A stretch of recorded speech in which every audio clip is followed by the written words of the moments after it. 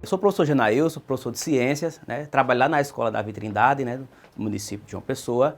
E hoje eu vou falar com vocês sobre alimentos e nutrientes, tá bom? Vamos falar um pouquinho sobre alimentação saudável, né? Os nutrientes presentes em cada alimento, entender a importância, né, desses nutrientes para o desenvolvimento do nosso corpo, tá bom? Então vamos iniciar falando sobre a alimentação saudável.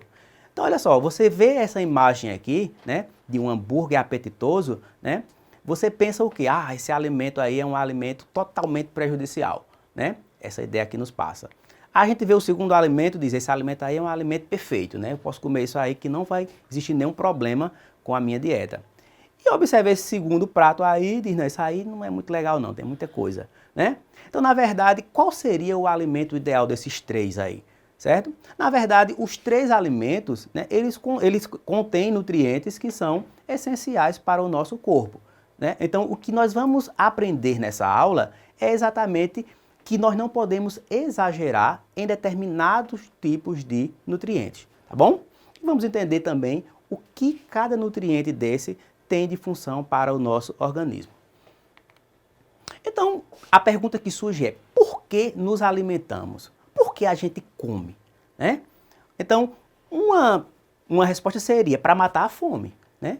A gente come porque a gente está com fome, a gente precisa matar a nossa fome, tá bom? Então, na verdade, olha só, os alimentos, de maneira geral, são fontes de substância e energia, né? Essas substâncias que existem no alimento servem para quê, né? Então, ela serve para o crescimento do organismo, ela serve para o reparo dos tecidos e ela serve também para que o nosso corpo funcione de maneira saudável, bom? Então, além de matar a nossa fome, além de matar esse desejo que nós temos de comer, certo? O alimento também tem essas funções que eu acabei de falar para vocês, tá bom?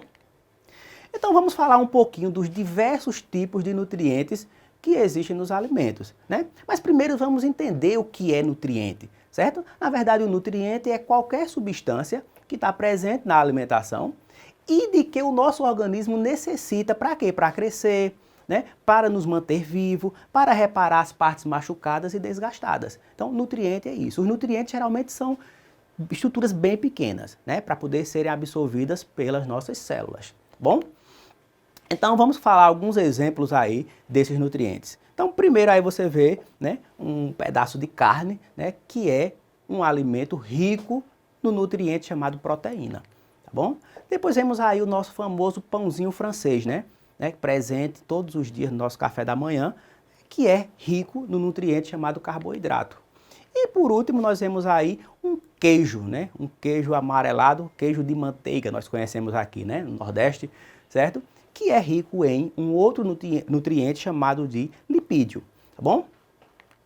Então vamos falar um pouquinho sobre cada um desses nutrientes. Iniciar falando sobre as proteínas. Bom, então onde será que eu encontro as proteínas? Eu posso encontrar no leite, né, como vocês estão vendo aí. Eu posso encontrar no ovo e eu posso encontrar também nas carnes. Então, existem outros alimentos ainda que a gente pode encontrar as proteínas, tá bom? Então, qual seria, então, a função das proteínas no nosso organismo, né? Então, as proteínas, elas fazem parte, né? Elas são essenciais para o crescimento do nosso corpo, certo? Então, se você é uma pessoa que tem uma alimentação pobre em proteína, certamente você vai ter dificuldade no crescimento dos seus músculos, dos tecidos, tá bom? E também as proteínas são essenciais para o reparo em algumas estruturas do nosso organismo, tá certo? Além disso, elas são fundamentais porque elas regulam o funcionamento correto do nosso corpo. Vou falar um pouquinho agora sobre os carboidratos, né? Os carboidratos eu acho que é o que mais é comum, mais está presente na nossa alimentação, né? Então a gente olha para esse prato aí, chega a dar fome, né? É uma lasanha, bom? Então, os carboidratos, eles são fontes de energia, tá bom? Então, onde a gente encontra o carboidrato? A gente pode encontrar o carboidrato na batata, na mandioca, na farinha, no macarrão, lá no pãozinho que eu mostrei anteriormente, tá certo? Então, o amido, né, é um tipo de carboidrato presente nesses alimentos que eu acabei de falar para vocês, bom? E ele fornece energia, tá certo? Temos ainda, né, um outro carboidrato que é a sacarose, né, que está presente no açúcar, né, da cana-de-açúcar e é usado para adoçar sucos, refrigerantes e outras bebidas. Então, ouve-se muito falar em dietas e nessas dietas pede-se para retirar os carboidratos, né? Será que isso é correto? Será que é correto nós tirarmos os carboidratos da nossa alimentação? Né? Então, algumas pessoas, né, por falta de conhecimento, fazem essas dietas, retiram os carboidratos e aí falta no seu organismo uma coisa importante, que é energia. O nosso corpo ele precisa de energia. Né? Então, para que a gente consiga realizar as várias funções do nosso dia a dia, nós precisamos de energia. E essa energia vem dos carboidratos, tá bom? O que nós devemos fazer é não exagerar na quantidade de carboidratos. Por quê? O nosso organismo ele é muito interessante, o funcionamento do nosso organismo, certo? O nosso corpo ele precisa de uma quantidade de energia diária, certo? Então, se você consumir uma quantidade a mais do que aquela que o seu corpo precisa, o que vai acontecer? O seu corpo ele vai utilizar o que ele precisa e o restante vai ficar armazenado. Esse armazenamento de energia no nosso corpo fica em forma de gordura. Então, se você todo dia come uma quantidade de alimento superior àquela que o seu corpo precisa, todo dia vai acumular um pouquinho de energia, consequentemente um pouquinho de gordura, e você vai acabar se tornando uma pessoa obesa. E é isso que nós vemos na nossa população. Nossa população, a população mundial de um modo geral, está ficando obesa. Por quê? Porque estão se alimentando de maneira errada, né? Tem muito fast food na alimentação. Tem um exagero de carboidratos e também um exagero dessa outra substância que eu vou falar agora, que são os lipídios, tá bom? Então vamos falar dos lipídios. Os lipídios são óleos e gorduras, tá bom? Os lipídios também são nutrientes com funções energéticas, então os lipídios também fornecem energia, certo? Eu vou falar daqui a pouco qual a diferença dos lipídios para as proteínas, se os dois fornecem energia, tá bom? Quer dizer, para os carboidratos. Onde será que nós encontramos os lipídios? Nós podemos encontrar aí, por exemplo, no salame, nós encontramos nos óleos, como o azeite, por exemplo, e outros tipos de óleos. Nós podemos encontrar em sementes como o girassol, certo?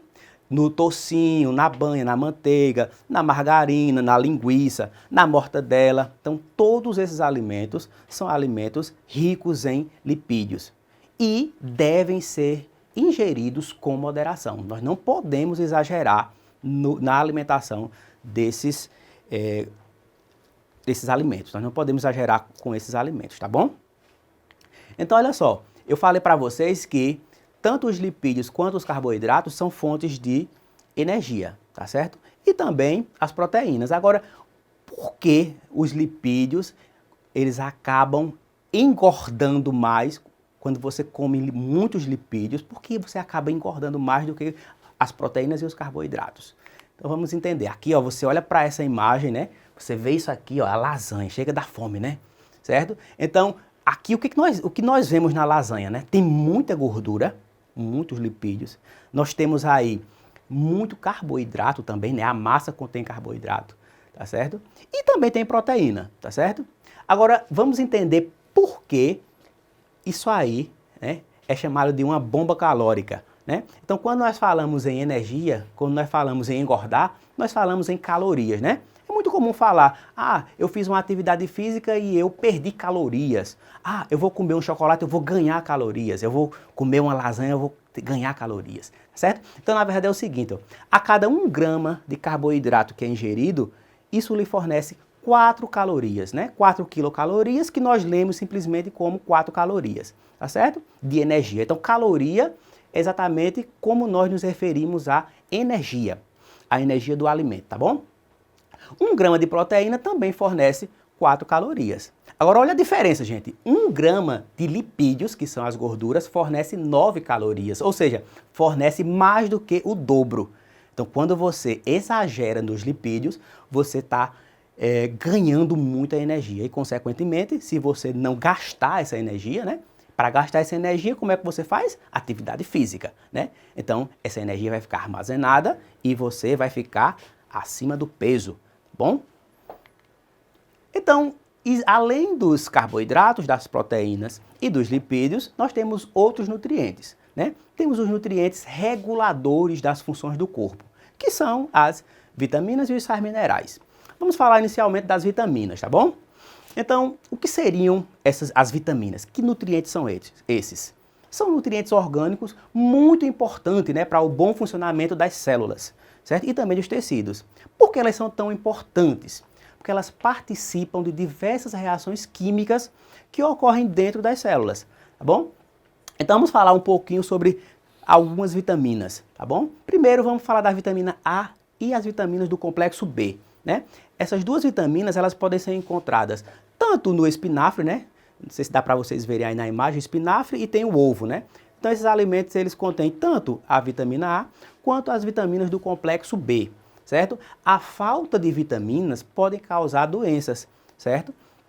Por exemplo, a falta da vitamina A pode causar cegueira noturna. A falta das vitaminas do complexo B pode causar anemia, tá bom? Temos aí a vitamina C, né? Temos aí a laranja, certo? A vitamina C, quando fala-se em vitamina, ouve-se muito falar em vitamina C, né? Mas não apenas a laranja, várias outras frutas cítricas também contêm vitamina C, que são muito importantes, ajudam no sistema imunológico de defesa e também evita algumas doenças, tá bom? Temos também aí a vitamina E, certo? Que também a sua falta pode provocar anemia, né? Nós encontramos a vitamina E, por exemplo, na castanha do caju, certo? E temos a vitamina D, né? A vitamina D, essa é bem interessante falar, por quê? Porque a vitamina D, ela é encontrada em alguns alimentos, como por exemplo no salmão, mas apenas 10% vem do alimento, certo? A grande quantidade de vitamina D que o nosso organismo precisa, ela vai ser produzida pelo próprio organismo. Aí você pode perguntar, mas professor, como é que o nosso organismo vai produzir essa vitamina D?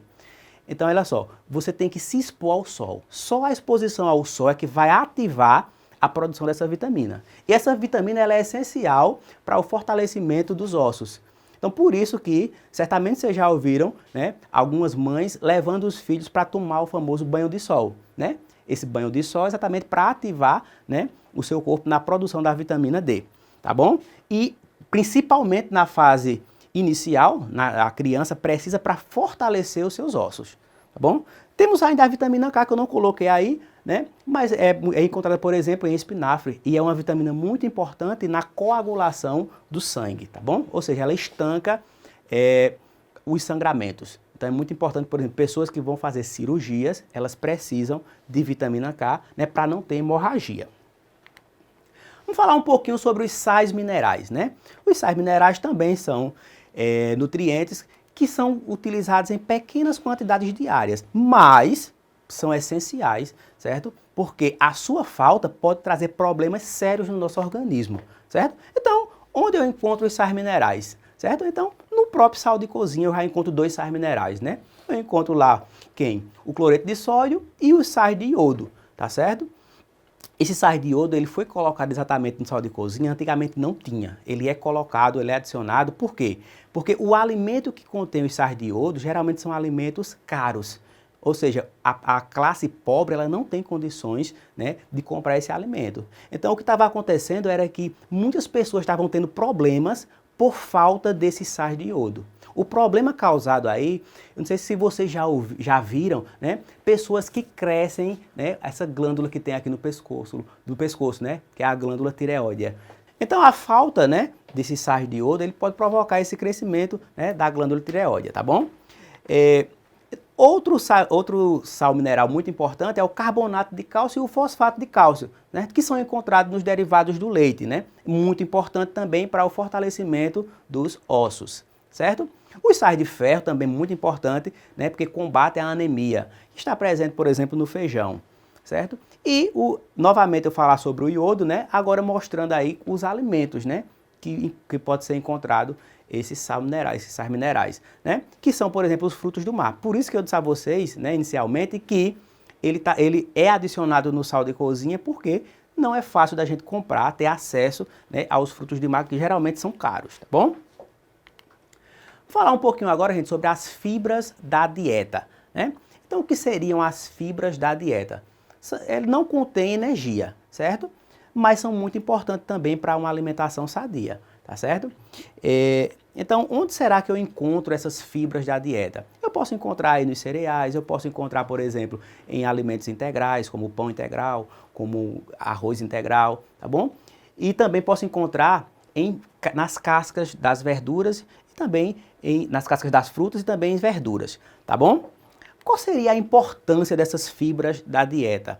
Elas podem ser solúveis e insolúveis, certo? As fibras solúveis, elas são muito importantes porque elas vão atuar principalmente na redução do nível de absorção intestinal do açúcar e do colesterol. Ou seja, as fibras elas controlam a quantidade, né, de açúcar que vai para o sangue. E isso é muito importante, né?